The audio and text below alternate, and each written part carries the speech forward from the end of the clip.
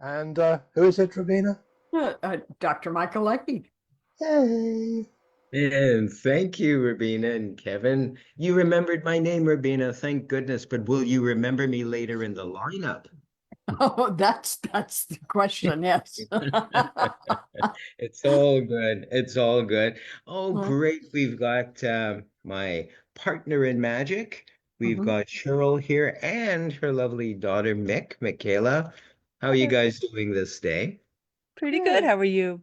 Mhm. Awesome. Yay. Are you ready to try a really tough experiment of the mind? I wasn't sure if we should share this with everybody, Cheryl, but I think to challenge ourselves, we should. So perhaps Kevin can bring up another assistant from our audience, and they will be the guinea pig. I mean, rather, they will be our, Hey. Hello, Jill. hi, Jill. It's so Hello. good to see you. We're all How are together you again. this How day? lovely. Oh, I love the foliage behind you. It looks beautiful. Thank you.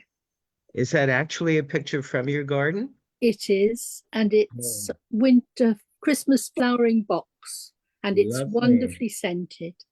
Oh, lovely, lovely, lovely. See, already you've added so much to our experiment and to the show as well. Let me just breathe that in.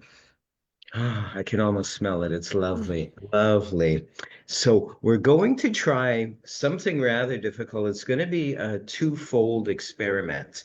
I'm going to ask you, Cheryl, if you will. I don't know if you have some paper and pencil handy and perhaps an envelope. There it is. Yay. I'm going to ask that Cheryl write a three-digit number, a prediction. No one will know what it is except herself. And when you're ready, once you've written it, I'd like you please to put it in the envelope, seal it so that it will remain untouched, unlooked at for the duration of this experiment. And meanwhile, while Cheryl is doing this, Jill, I'd love you please to focus. There we go. Cheryl has loaded or is loading the prediction in. I believe no one can tell, no one can see what it is. Jill, if you will, please, I'd like you to clear your mind,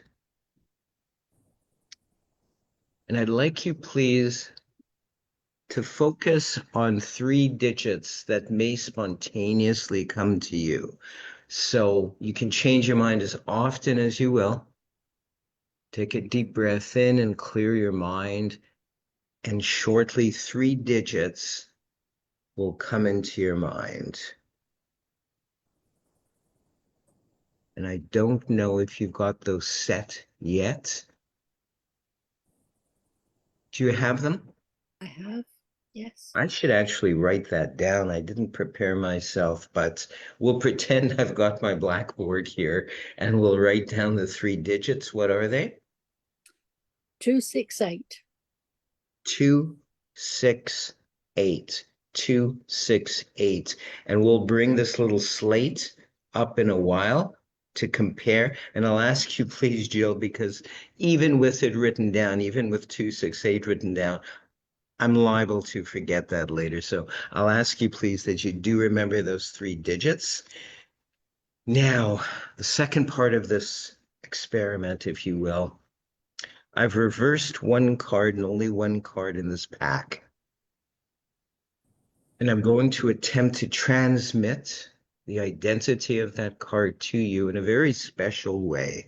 Going to ask you, please, that you gently close your eyes and picture a pastoral scene.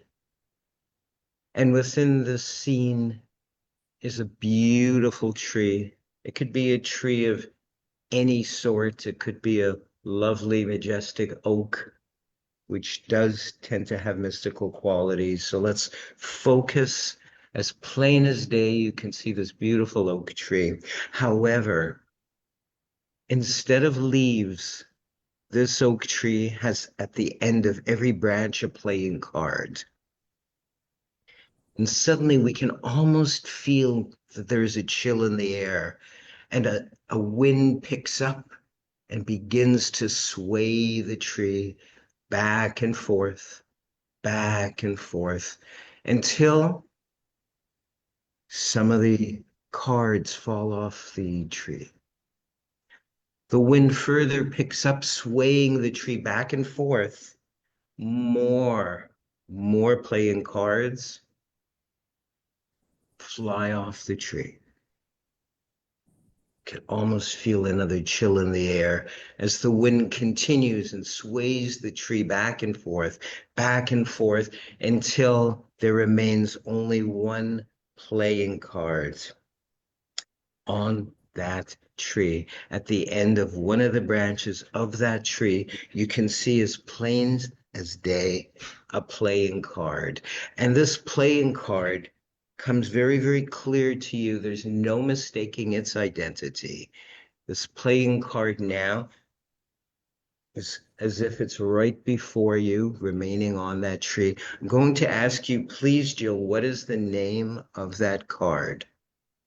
The Four of Spades. The four of spades. You had a perfectly free choice of any one of the cards in a pack of 52, except the one that remained is the Four of Spades. I'm going to open up this pack, which did remain in full view for the entire duration of the experiment. And you can plainly see there is a Four of Spades, but not only that, it's actually the only card with a face. That's how sure I was that you were going to pick the Four of Spades. I'm Not only staggered, that, absolutely staggered. you are amazing, Jill. I'd like you, please, if you will, I want to bring up that slate that we wrote on. What were those three digits? 2, 6, 8. 2, 6, and 8. Cheryl, please, I'm going to ask you now that you open up the envelope and that you remove the slip of paper upon which you wrote 3 digits earlier. Show everybody it is indeed the same numbers 2, 6, and 8 that Jill came up with a little bit earlier. How about a great round of applause for my assistant Cheryl, Michaela, and the lovely Jill. Thank you so much, Jill. Just excuse me you. while I faint. Thank Thank you. you. We'll see Thank you you. later. Thank you.